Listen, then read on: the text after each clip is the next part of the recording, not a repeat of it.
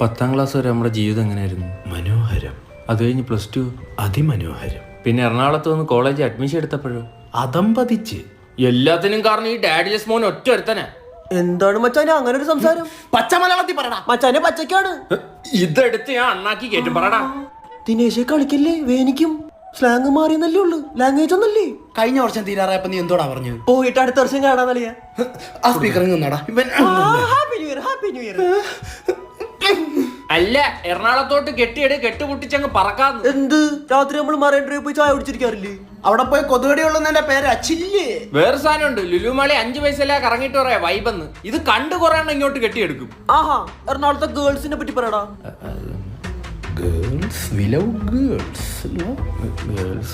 പക്ഷെ പട്ടിണിയല്ലേ? ഇന്നലെ നോക്കിയപ്പോ ഈ മല പോലെ ഇരിക്കുന്ന മനുഷ്യൻ ബ്രെഡും തൈരും കൂട്ടി തിന്നുന്നു. അയ്യോ, അത് 4 ദിവസം മുമ്പ് വാങ്ങിച്ചു വെച്ച പാലാണ്.